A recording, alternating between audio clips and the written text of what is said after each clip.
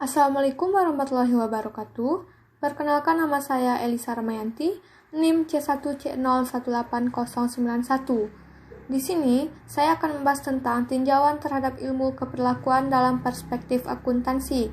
Yang pertama kali yang akan saya bahas itu adalah tentang dimensi akuntansi keperlakuan.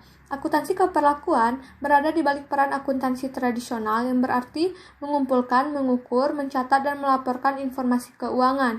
Dengan demikian, dimensi akuntansi berkaitan dengan perilaku manusia dan juga dengan desain, konstruksi, serta penggunaan suatu sistem informasi akuntansi yang efisien. Selanjutnya itu ada ruang lingkup akuntansi keperlakuan. Ruang lingkup akuntansi keperlakuan ini dibagi menjadi beberapa. Yang pertama itu adalah aplikasi dari konsep ilmu keperlakuan terhadap desain dan konstruksi sistem akuntansi. Yang kedua, studi reaksi manusia terhadap format dan isi laporan akuntansi. Yang ketiga, cara dengan mana informasi diproses untuk membantu dalam pengambilan keputusan. Yang keempat, pengembangan teknik pelaporan yang dapat mengkomunikasikan perilaku para pemakai data. Yang kelima, pengembangan strategi untuk memotivasi dan memengaruhi perilaku, cita-cita, serta tujuan dari orang-orang yang menjalankan organisasi. Selanjutnya itu ada perluasan logis dari peran akuntansi tradisional. Pengambilan keputusan dengan menggunakan laporan akuntansi akan dapat menjadi lebih baik jika laporan tersebut banyak mengandung informasi yang relevan. Untuk itu diperlukan suatu masukan informasi keperlakuan guna melengkapi data keuangan dan data lain yang segera dilaporkan. Sukar untuk dipahami jika dikatakan bahwa pengambil keputusan tidak tertarik terhadap informasi tambahan yang relevan karena menganggap bahwa informasi tersebut tidak memiliki nilai tambah.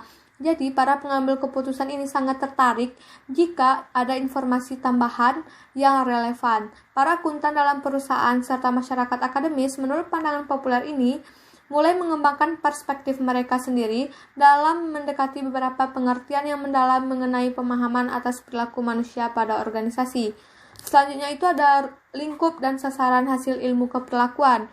Lingkup dan sasaran hasil dari akuntansi keperlakuan pada masa lalu, para akuntan semata-mata hanya fokus pada pengukuran pendapatan dan biaya yang mempelajari pencapaian kinerja perusahaan di masa lalu guna memprediksikan masa depan. Mereka mengabaikan fakta bahwa kinerja masa lalu adalah hasil masa lalu dari perilaku manusia dan kinerja masa lalu itu sendiri merupakan suatu faktor yang akan mempengaruhi perilaku di masa depan. Selanjutnya itu mereka juga melewatkan fakta bahwa arti pengendalian secara penuh dari suatu organisasi harus diawali dengan memotivasi dan mengendalikan perilaku, tujuan dan serta cita-cita informasi yang saling berhubungan dalam organisasi. Para akuntan keperlakuan memusatkan perhatian mereka pada hubungan antara perilaku dan sistem akuntansi. Mereka menyadari bahwa proses akuntansi melibatkan ringkasan dari sejumlah kejadian ekonomi makro yang dihasilkan dari perilaku manusia dan akuntansi itu sendiri, serta dari beberapa faktor yang dapat memengaruhi perilaku yang pada gilirannya secara bersama-sama akan menentukan semua keberhasilan peristiwa ekonomi. Selanjutnya itu ada persamaan dan perbedaan ilmu keperlakuan dan akuntansi keperlakuan. Ilmu keperlakuan mempunyai kaitan dengan penjelasan dan prediksi keperlakuan manusia. Akuntansi keperlakuan menghubungkan antara keperlakuan manusia dengan akuntansi. Sementara itu, ilmu keperlakuan merupakan bagian dari ilmu sosial. Akuntansi keperlakuan merupakan bagian dari ilmu akuntansi dan pengetahuan keperlakuan. Oleh karena itu, ilmuwan keperlakuan terlibat dalam riset terhadap aspek-aspek teori motivasi, kepuasan sosial maupun bentuk sikap. Sementara para akuntan keperilakuan menerapkan unsur-unsur khusus dari riset dan teori tersebut untuk menghasilkan hubungan dengan situasi akuntansi yang ada. Selanjutnya itu ada perspektif berdasarkan perilaku manusia, psikologi, sosiologi, dan psikolog sosial. Ketiga hal tersebut yaitu psikologi, sosiologi, dan psikologi sosial menjadi kontributor utama dari ilmu keperlakuan.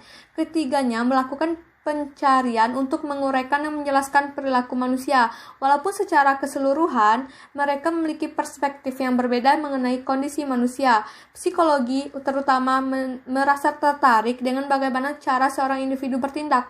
Fokusnya didasarkan pada tindakan orang-orang ketika mereka bereaksi terhadap stimuli dalam lingkungan mereka, dan perilaku manusia dijelaskan dalam kaitannya dengan ciri, arah, dan motivasi individu. Keutamaan psikologi didasarkan pada seorang sebagai suatu Selanjutnya itu ada beberapa hal penting dalam perilaku organisasi. Yang pertama itu teori peran, susunan atau tanggapan perilaku yang kita harapkan dan kehendaki ditunjukkan sebagai peranan sosial. Peran dapat digambarkan secara keseluruhan sebagai bagian dari orang-orang yang berinteraksi satu sama lain.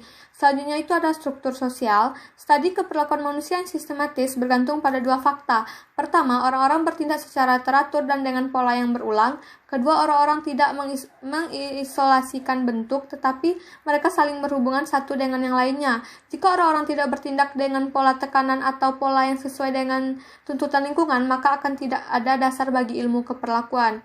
Selanjutnya itu ada budaya. Ada 4 dimensi budaya nasional sebagai berikut. Yang pertama itu jarak kekuasaan, yang kedua penghindaran ketidakpastian, yang ketiga maskulinitas dan feminisitas, yang keempat individualisme dan kolektivisme. Keempat dimensi budaya nasional tersebut mengandung nilai-nilai tertentu. Artinya, budaya suatu bangsa akan memengaruhi pandangan, sikap, dan kemudian perilaku manusia. Selanjutnya itu ada komitmen organisasi. Komitmen organisasi merupakan tingkat sampai sejauh mana seorang karyawan memihak pada suatu organisasi tertentu dengan tujuan-tujuannya serta berniat untuk mempertahankan keanggotaannya dalam organisasi itu. Komitmen organisasi juga merupakan nilai personal yang kadang-kadang mengacu pada sikap loyal pada perusahaan atau komitmen pada perusahaan. Selanjutnya itu ada konflik peran. Selain berbagai variabel yang telah disebutkan sebelumnya, variabel lain yang selalu menjadi pokok bahasan dalam variabel konflik. Secara umum, konflik dapat dibagi menjadi 2 bagian utama. Yang pertama itu konflik peran dan yang kedua adalah konflik kepentingan. Masing-masing jenis konflik ini ditimbulkan oleh penyebab yang berbeda. Selanjutnya itu ada konflik kepentingan. Weber menjelaskan bahwa jika suatu organisasi ingin mencapai tujuannya secara efektif, maka organisasi tersebut harus dirancang sedemikian rupa dengan birokrasi dan karakteristik sebagai berikut. Yang pertama itu pembagian kerja, yang kedua hierarki wewenang yang jelas, yang ketiga prosedur seleksi yang normal, yang keempat peraturan yang rinci, yang kelima itu hubungan yang tidak didasarkan pada hubungan pribadi. Selanjutnya itu ada pemberdayaan karyawan. Mas'ud menuliskan bahwa terdapat beberapa faktor yang mendorong organisasi dalam melaksanakan pemberdayaan. Beberapa di antaranya adalah tuntutan pelanggan yang semakin tinggi terhadap kualitas produk maupun layanan, jaminan keamanan, perlindungan konsumen, persaingan dalam efisiensi dan inovasi produk, penggunaan teknologi baru yang canggih, peraturan pemerintah, dan lain sebagainya. Hanya itu yang dapat saya sampaikan. Terima kasih atas perhatiannya. Akhir kata saya tutup dengan wabillahi taufiq wal hidayah. Wassalamualaikum warahmatullahi wabarakatuh.